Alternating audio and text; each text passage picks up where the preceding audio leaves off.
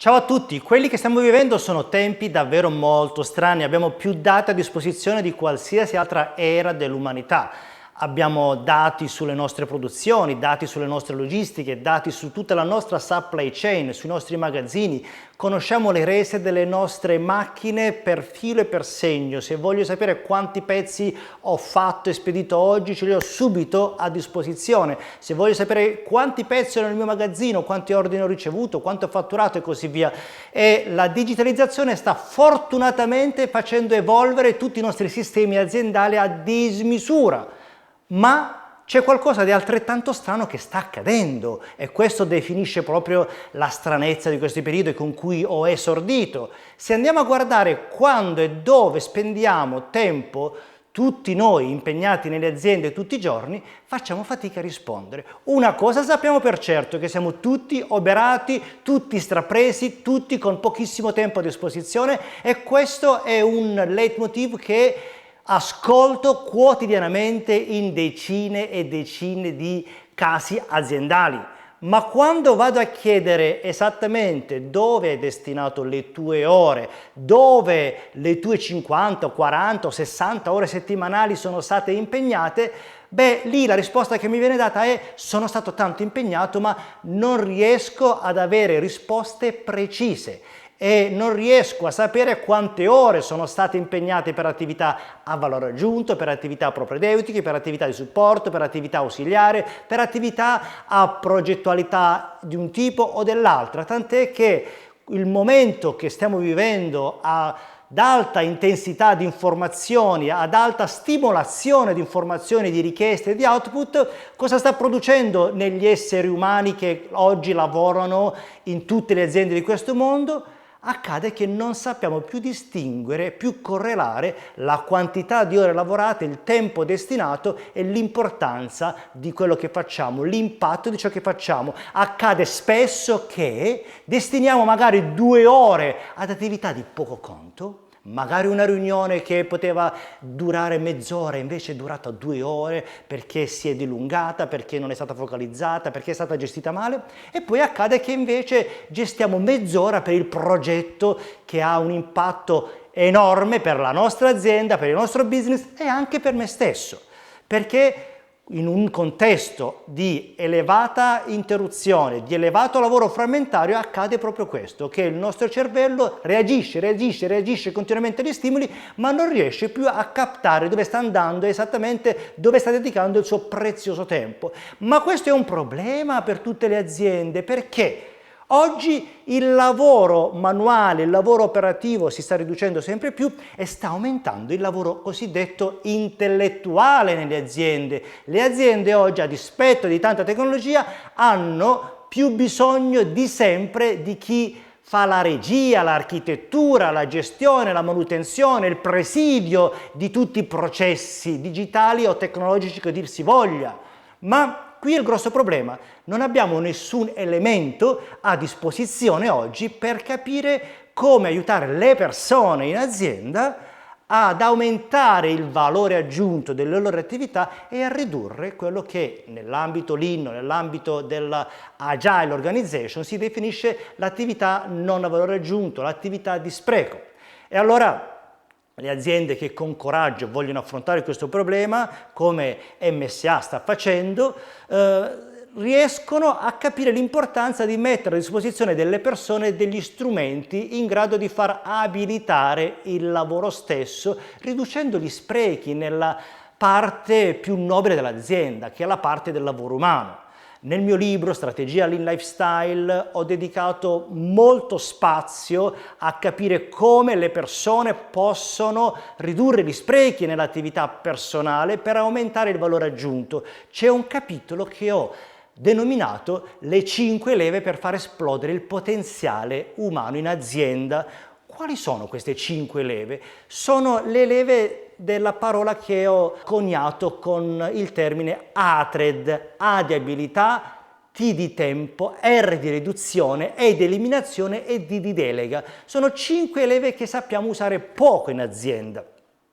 Qualsiasi essere umano, se vuol migliorare una prestazione, deve migliorare le abilità legate a quella prestazione. Quindi la prima lettera, la A di abilità. Io devo migliorare continuamente ed oggi questo sarà sempre più vero perché in un'epoca di grandi incertezze, in un'epoca di grandi cambiamenti, le competenze saranno sempre rinnovate e quindi le persone che lavorano in qualsiasi contesto professionale devono trovare sempre il tempo e sempre la consapevolezza di sviluppare continuamente le competenze chiave. Quindi la A di abilità dice quali competenze chiave io devo sviluppare per essere la miglior versione di me stesso, il miglior professionista che posso diventare o che voglio diventare. Quindi la A di abilità di questo metodo ti costringe a fare i conti con le tue competenze da sviluppare. Magari alcune erano buone per te fino all'anno scorso, adesso ti rendi conto che se vuoi diventare prospetticamente un manager diverso, un manager più competente,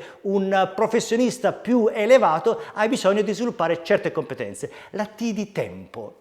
Se voglio sviluppare le competenze, devo trovare il tempo. La frase che più odio in assoluto è quella che spesso sento dire non ho tempo. Ma questa è la frase più ingannevole che ci possa essere, più misleading, dicono gli amici inglesi. Perché?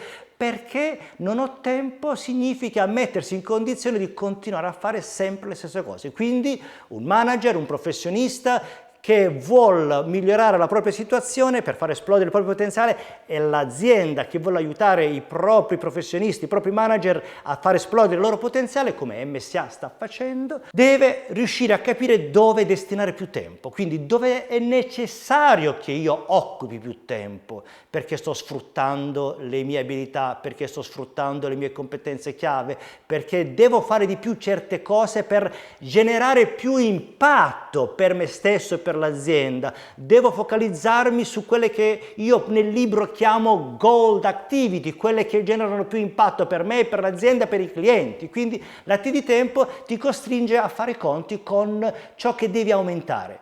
Ma se è vero che da una parte devi aumentare del tempo, questo non è possibile perché la coperta del tempo è corta. Allora le due altre lettere, la R di riduzione. Dove devo ridurre? Cosa devo ridurre rispetto a ciò che faccio oggi? A caccia di sprechi. Tipicamente si va a caccia di sprechi nelle organizzazioni, nei processi manufatturieri, nei processi di ufficio, ma poche volte si va a caccia di sprechi nella propria sfera individuale. Ma in realtà le nostre giornate sono piene di sprechi perché noi ci abituiamo a ciò che facciamo e non ce ne rendiamo più conto. Quante volte vi è capitato magari di aprire internet per andare a caccia di informazione e mezz'ora dopo scoprite di essere lì a navigare alla cieca e mezz'ora è passata ma non ve ne siete resi conto? Quante volte vi siete resi conto di aver destinato tanto tempo per la lettura delle email o per la lettura di cose che potevate non fare o fare di meno? O quante volte vi siete resi conto che magari eravate presenti ad una riunione